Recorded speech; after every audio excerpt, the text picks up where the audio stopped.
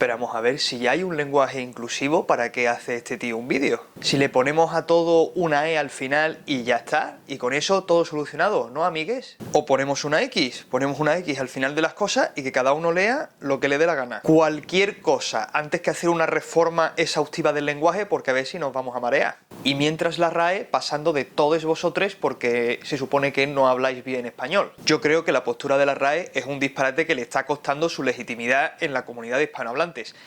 Por otra parte, yo creo que ponerle E a todo me parece como ponerle parches a un cáncer, o sea, así no vamos a llegar a ninguna parte. Yo lo que quiero es abrir debate. Si te interesa el tema y quieres, con la mente abierta, ver lo que quiero proponer, quédate hasta el final del vídeo. Yo hago este vídeo sabiendo que es una alternativa a lo que ya hay, porque ya efectivamente hay algo. Y no vengo con la intención de decir que la propuesta de lenguaje inclusivo que hay sea menos correcta que la que estoy haciendo yo. Yo lo que quiero es abrir debate porque me parece que hay que tratar el tema con mucha más profundidad que la alternativa que se está proponiendo y está en uso ahora. Así que si tú ya estás convencido de que el lenguaje inclusivo, tal y como está pensado ya, va a ser su forma definitiva y no estás dispuesto a ninguna otra alternativa, pues no veas el vídeo porque es que no te interesa. Mi propuesta del lenguaje inclusivo no es más correcta que la que ya hay, es simplemente diferente. La única diferencia que creo yo que hay entre lo que ya hay y la propuesta que voy a hacer yo es que yo he tenido muy en cuenta la gramática latina, es decir, he intentado cumplir el criterio de estar lo más cercano posible a lo que sería un género, un tercer género neutro dentro de la lengua española, basándome exclusivamente en la gramática latina y comparándola a su vez con otras lenguas que tienen un género neutro.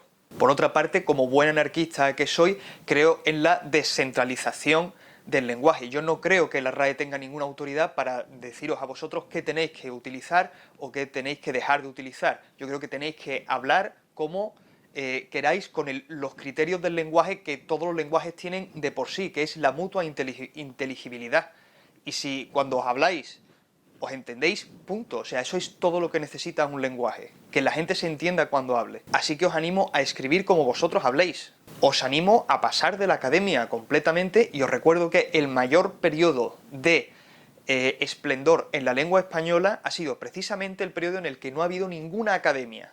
La academia es, en el mejor de los casos, redundante y en el peor de los casos, incluso perjudicial. Yo lo que quiero hacer es una reforma de consenso. Quiero satisfacer la necesidad de un tercer género en español en el que se puedan identificar personas que no se ven como masculino o femenino y, por otra parte, quiero que las fuerzas conservadoras sientan que están ante una reforma que pueden aceptar. Lo que quiero es generar un consenso con respecto a cómo atajar el problema del lenguaje inclusivo, porque si no hay consenso, da igual lo mucho que te guste que te llamen lee o que te pongan o que usen ese artículo o que te llamen o que hablen como tú quieras. Si solamente lo hace tu grupo y la otra mitad de España pasa de hacer eso, no está generando ningún consenso. Y entonces tampoco está llegando a ninguna parte porque así el lenguaje tampoco va a evolucionar de una manera positiva. Se va a estancar en partes aisladas. Lo que hace falta es generar consenso. Si mi reforma genera consenso, tanto porque todo el mundo la quiere como porque todo el mundo la rechace, pues yo por lo menos me quedo contento. Si unimos a España entera en odio hacia mí, yo me quedo igual de contento que si a todo el mundo le gusta la reforma. Por lo menos en algo nos ponemos de acuerdo. La propuesta está dividida en diferentes partes. Por una parte tenemos que ver los artículos determinados e indeterminados para ver cómo atajar el problema del neutro, tenemos que ver también los pronombres personales, tenemos que ver también cómo van a funcionar los adjetivos, que son los que van a acompañar a los sustantivos, y donde más se va a notar el género, y por otra parte tenemos que atajar también el problema de cómo referirnos a una audiencia que es plural, y entonces pues tendríamos que utilizar el neutro para referirnos a lo que en español diríamos todos, en un masculino plural que es global. Yo quiero atajar esos problemas, no quiero, o sea, en mi propuesta no hay un masculino global, en mi propuesta se utilizaría un neutro plural y yo voy a poner ejemplos de todo esto, de cómo quedarían estas cosas usadas en lenguaje. Así que vamos a empezar, artículos. Bueno, aquí tenéis en primer lugar cómo sería la evolución del artículo latino al artículo español. A ver, el latín no tiene artículos, lo que significa ese ille, illa, illud, realmente es como decir aquello. O sea, aquello y aquella, básicamente, o ese. Lo que pasa es que esas formas han acabado constituyendo la base para nuestros modernos artículos, que de nuevo, no todos los idiomas tienen artículos, hay muchos idiomas modernos que no lo tienen, el ruso, el polaco, el turco no tienen artículos y funcionan perfectamente, el latín no tenía artículos y funcionaba perfectamente, y el español los ha sacado de lo que serían eso, las palabras para ese o aquello. En base, por tanto, a lo que sería la forma latina para ese neutro, ese illud, yo he sacado lo que creo que habría salido si el neutro hubiese salido, se hubiese evolucionado de forma natural, que sería un lo.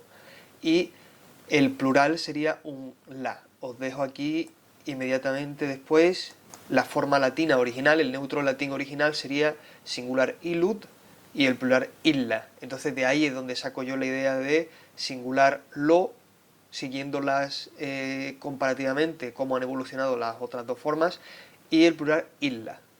Yo creo que hay una cosa que tenemos que aceptar en todo esto, y es que tenemos que dejar de entender, si queremos aceptar esta reforma en general, tenemos que dejar de entender que la A sea marca del femenino. Esto ya pasa en español, o sea, la letra A no es garantía del femenino, que esto es una cosa que parece que obsesiona a mucha gente, que se lía a poner as cuando quieren convertir algo en femenino, cuando eso es un procedimiento totalmente incorrecto. Porque hay palabras en español que terminan en A y son masculinas. Aquí pongo varias: el mapa, el planeta, el problema, el día. O sea, vamos a ver que la A no es la marca del femenino en español. La A es un sonido que acompaña al femenino en muchísimas palabras, pero no es ni mucho menos lo que define al femenino en español. Es el artículo el que lleva la carga en español, y en esto pues la RAE, que ha dicho muchas veces este tipo de cosas, pues lleva toda la razón, porque es verdad. O sea, aquí tenéis ejemplos. O sea, si la fuese de verdad lo que garantiza el femenino, pues estas cosas no existirían, obviamente. El hecho de confundir la, o sea, que el la en mi reforma sea igual en el femenino singular que en el neutro plural, puede parecer un poco difícil de entender y de usar, o puede parecer confuso, pero pasa en otros idiomas. Aquí pongo ejemplo: en alemán se usa die Frau, es la mujer, das Haus, la casa, die Häuser son las casas, y veis que perfectamente que el die Frau, el artículo die es la, y ese mismo artículo die es el que significa también el plural, las casas. La diferencia es que el alemán utiliza un plural general para todo el mundo, es decir, ese die valdría para las casas, que es un sustantivo neutro, pero también para hombres y mujeres. O sea, ese die valdría para todo. En los artículos indeterminados pues se queda más o menos lo mismo, o sea, la misma filosofía. Aquí tenéis un unos, el masculino, femenino una, unas, y el neutro uno, una, que yo creo que queda bastante diferente. Sigue habiendo el problema de que la A es tanto femenino singular como neutro plural, pero como he dicho, es una cosa, pasa en otros idiomas y la gente se entiende, o sea que sería una cuestión de el uso y no pasa absolutamente nada. Que a ver, por favor, los que serían adjetivos de tercera conjugación en latín, como por ejemplo los participios activos, que son hoy día sustantivos, como por ejemplo estudiante o presidente, ya terminan en E. Si ya terminan en E, ¿para qué le ponéis una A? Estudianta, no. Presidenta, no. Si ya termina en una E, que es igual para masculino y femenino, ¿por qué? ¿Por qué? Aquí tenéis mi versión de cómo quedarían los participios activos si se aceptase la reforma: un presidente, una presidente, no presidenta, por favor, una presidente y uno presidente. Y el plural pues sería, el plural de ese neutro sería una presidentes, de manera que obviamente, aunque el uno, o sea, la una del singular y la una del plural neutro parezcan iguales, al final, como el sustantivo que lo acompaña sí está en un plural muy claro, no pasa absolutamente nada. Sería una presidentes. Y lo mismo con el artículo definido, o sea, lo presidente sería el neutro y la presidentes sería el plural. Con otro tipo de sustantivos, aquí por ejemplo pongo el caso de doctor, ya que me voy a doctorar dentro de poco, pues es uno de los sustantivos que se me venía a la cabeza, pues lo dejo así. Como veis, hay una cosa que sí he incluido, que sí cambia mucho, que es he quitado la A de doctora, porque lo de la A de doctora me parece que es una aberración total.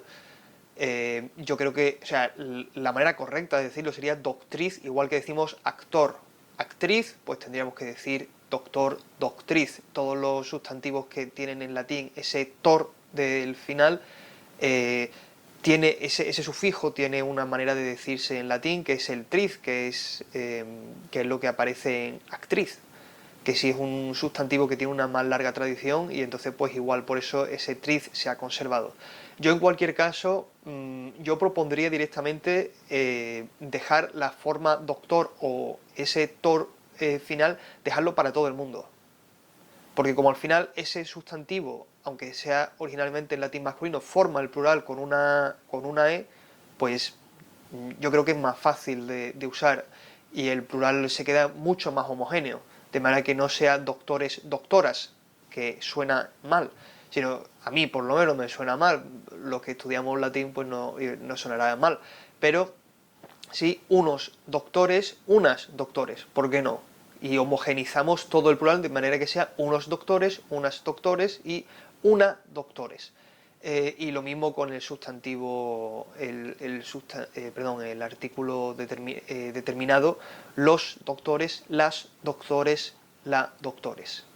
El problema de referirnos a una audiencia que sabemos que es plural y que está constituida por hombres, mujeres y personas que no se identifican ni con hombres ni con mujeres es bastante grande. Yo creo que el español, ni siquiera la reforma del lenguaje inclusivo que está propuesta, satisface realmente un consenso o satisface un criterio homogéneo para que contente a todo el mundo. ¿Yo qué propongo? Yo propongo dos cosas. En primer lugar, traer dos palabras del latín que nos pueden ayudar, como son omnes, que significa todos, tal cual, y ya termina en una E, así que si decimos omnes, todo el mundo está contento, o todo el mundo debería estarlo, porque en latín omnes es todos. Y por otra parte, si queremos utilizar un apelativo más cercano, porque omnes sería todos de una manera muy abstracta, podemos utilizar la expresión latina igualmente sodales. ¿Por qué? Porque nosotros decimos, por ejemplo, amigo o amiga, y claro, ahora surge el problema. Y si mi amigo o mi amiga no se identifican ni con masculino ni con femenino y no está bien llamarlo ni amigo ni amiga, ¿qué hacemos? Pues lo que se ha propuesto, por ejemplo, es lo de amigue, que sería violentar un adjetivo que pertenece a la primera forma de adjetivos del latín, que básicamente los que declinan como, o sea, en femenino como en la primera declinación y en masculino como la segunda declinación, ese tipo de adjetivos transformarlo en algo que declina como la tercera declinación, que a mí me parece que es horrible. O sea, yo veo amigue y a mí me salta algo que, yo qué sé, que porque me duelen estas cosas. ¿Qué es lo que yo propongo? Pues utilicemos amigo y amiga con una persona que se identifica perfectamente con masculino y femenino y que por tanto no va a generarnos un problema, y utilicemos otro término para referirnos a toda la colectividad cuando estamos hablando de compañeros. ¿Por qué?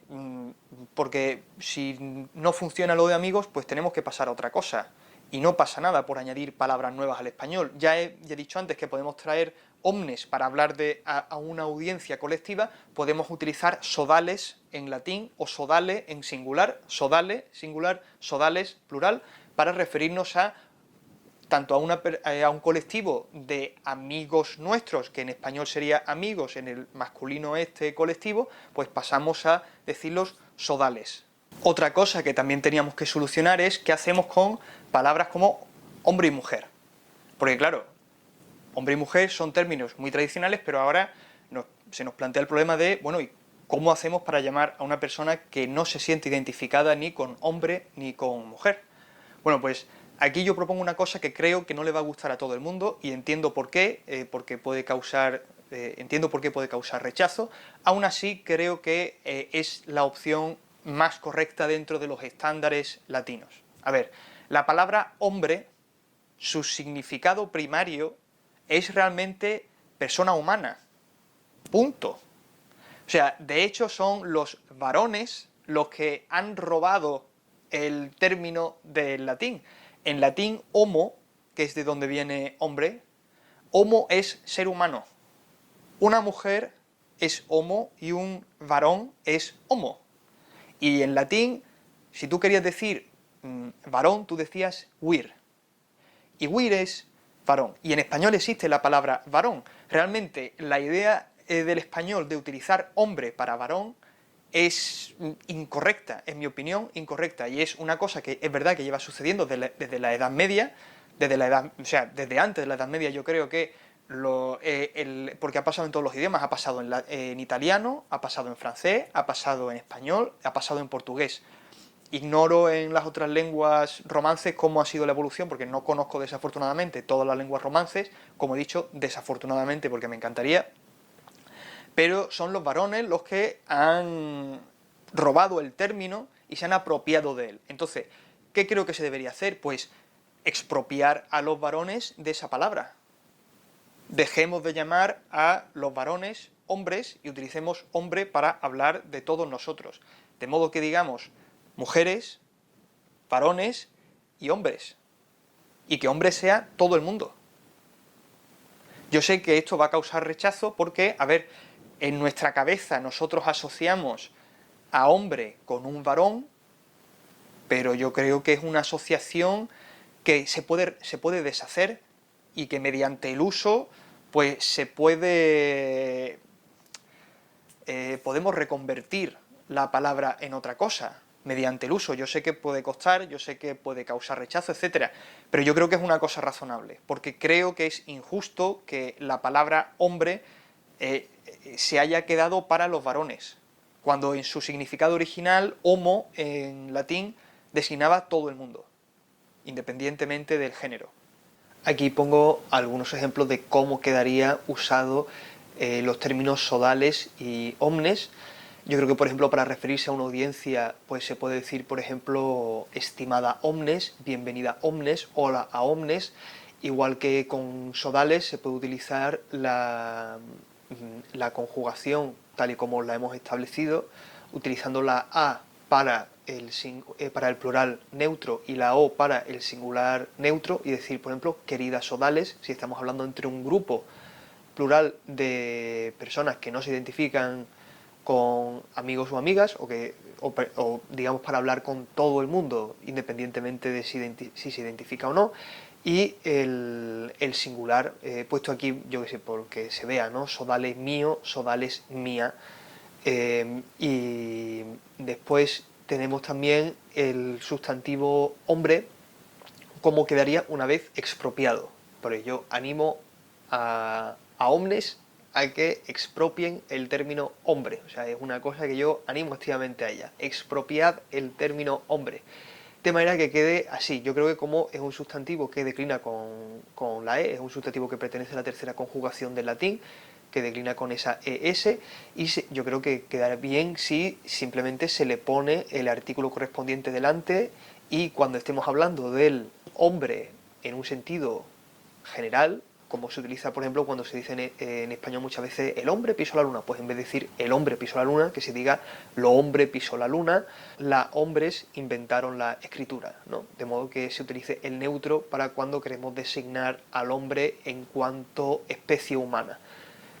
Yo creo que queda bien porque, a ver, en vez de estar diciendo constantemente especie humana, que son muchas sílabas, pues se dice hombre, que son 2 sílabas, y el plural son hombres, que son 2 sílabas también. Yo creo que por economía del lenguaje, seguir manteniendo hombre, pero expropiando el término de su uso actual, es mucho más económico en términos del lenguaje, y no es menos correcto, de hecho es más correcto. Esto que estoy proponiendo yo sería mucho más ortodoxo con respecto a la gramática latina que el uso que se tiene hoy día del término hombre, que sería una violación del significado latino del término homo.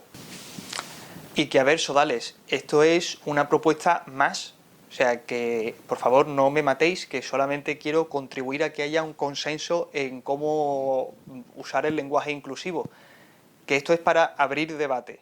Espero que te haya gustado, espero que te haya interesado.